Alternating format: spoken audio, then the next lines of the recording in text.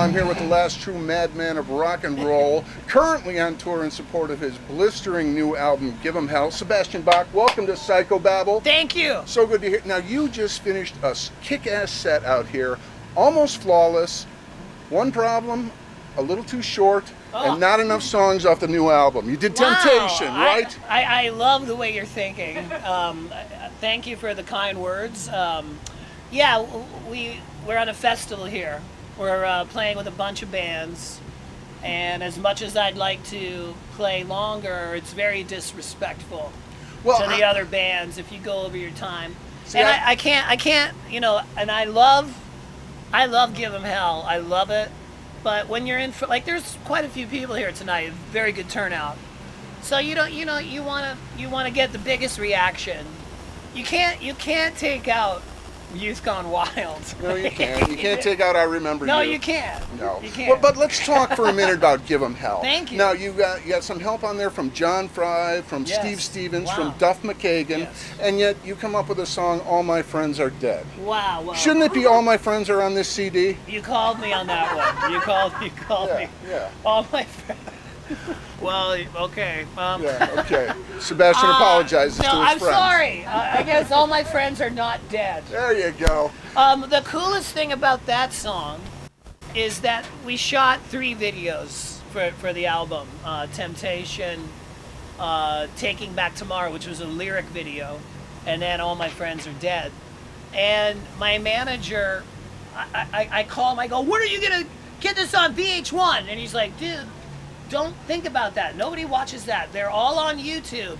And I say to him, but dude, when I'm flipping through the channels and I see my video, I stop and I'm like, oh cool, it's my video. And I know I'm not the only one, with a television set. So VH1 added All My Friends Are Dead. They're playing it. Nice. And I saw it last week. We've been on the road since April. It's now September. And I can't tell you how physically spent I am, like just physically, from doing this since April. Wow. It's a lot. So like last week I got home for the first time in a long time, and I put on the TV. I lied down on my bed. It was quiet. My body was not in motion, and it felt so incredible to just be still. I was like this, and I put on the TV, and I go boom. And the first channel, the first thing was VH1. It was All My Friends Are Dead. And I almost cried. Well, I did actually get a tear in my eye because all that work. Yeah. Even my manager telling me, don't worry about it. But I still got on there. And I was like this, and I went, oh my God, it's on the fucking channel. And I was like, oh my God. I was freaking out. Like, I was like, just because you put everything into it. Right. And then I'm just imagining all across the United States of America, people in their houses watching the video, and it just feels great. Good. Like that gives me inspiration to keep rocking. Like, I don't just want my video on YouTube. I guess I'm old or something. I want it on fucking TV, damn it. Well, and well, the good thing about you, maybe I'm the last one that has a TV, but good thing about YouTube is we don't have to sit through a bunch of Shania Twain videos to watch your video. We can just go right to you. Okay, but there's so much crap on there you got to wade through. Yeah, I guess. It's like. Let's go back to talking about your album, Give 'Em Hell. This thing was obviously, you put a lot of work into it. This is a polished piece of work. To me, it's a throwback to kind of this is like your Toys in the Attic, where there's a lot of melody on there and yet enough screaming and ass kicking to make it real rock and roll. You got a song on there, a ballad, the one cover song, Rock and Roll is a Vicious Game. Right. A beautiful song. Right Don't you think maybe, though, you've been in this business almost 30 years, you've kind of won the game, you've outlasted some of your detractors, and you're kind of calling the shots now? Wow, that's a lot of info in that question. I love your attention to detail. I love that you obviously have listened to the record, and that means a lot to me. The song Rock and Roll is a Vicious Game is my commentary on looking at some of the younger guys that are in bands that I've worked with. I'm not talking about all younger bands, I'm talking. I've had experiences with people that seem to think that they're like owed something, and I'm like, dude, you have to give it 100% of your life, like for the rest of your life. That's the only way somebody might relate to your music. Like if you put everything into your music, somebody might listen to it and say, man, I can feel what he's feeling. Mm-hmm. Like look at a guy like Willie Nelson, who's in his 80s, and he's not looking for handouts. He's on the road again. He just can't wait to get on the road again. About it with his family and his friends. He can't wait to get on the road again.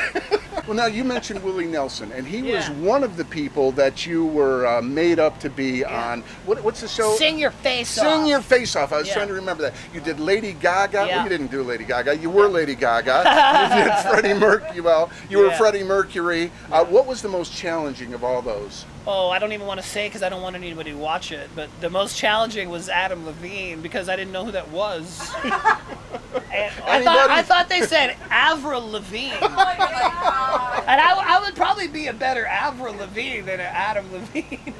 Well, you were an outstanding Freddie Mercury. I mean, not a lot of people can pull off that Queen stuff. I will only agree with you on the note, I come through. And when I hit that on TV, I was like, well, damn. I hit that one. I held it nice and clean and clear, and I come to sing. That's the one thing you can say about me. And even my manager in Skid Row way back in the 60s, I can remember him saying, I overheard him once talking to business associates, and I was in like the next room, and they said, here's the one thing about Sebastian. Sebastian comes to sing. Like, he's coming there. And I was in the other room, and I went, wow, I guess that's what I do. I come to sing. Yes, you do. And I do come. That's why I come here. Can we hear a little This Is the Moment? Any chance we can get a little out of it? Now there is no choice I must put aside. Okay, that's it. Beautiful, beautiful. This guy. I gotta stand up. So, well, what's the future hold? What are you working on? Another album we're hoping? No. Here's the future. It's September 1st tomorrow, right? Yes. I have to hand in my book to HarperCollins by Christmas or January 1st. Ooh. So this is my whole focus now. I've got September, October, 4 months. I'm already quite into it, but now it's crunch time. Well, your story is a story of survival. I mean, you've been through a lot. I mean, rocketed to stardom as a young man, and that actually, when you say that, my first impulse was not to have a typical book of like starting at your childhood, going through, and then you rise, and then you fall, and then you come back, like that whole typical storyline.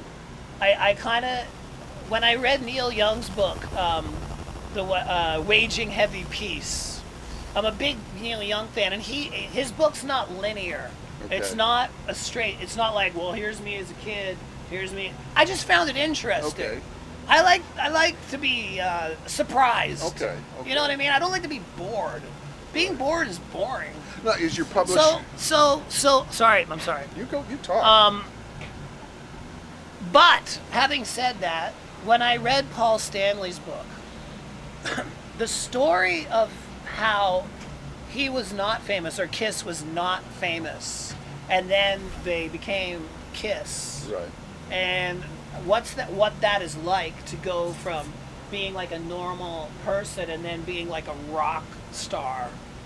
That is fascinating to read by anybody.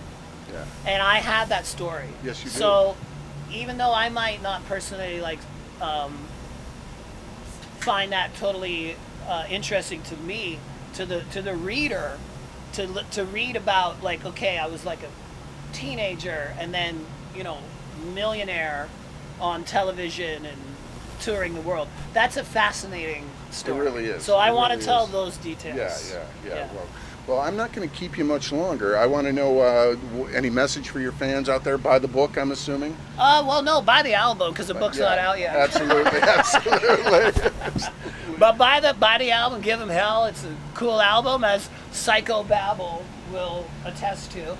What a show for me to be on. Exactly. We had you in mind when we came up with that. Yeah, that's a show for me. This is Sebastian Bach on Psycho Babble. To the fire!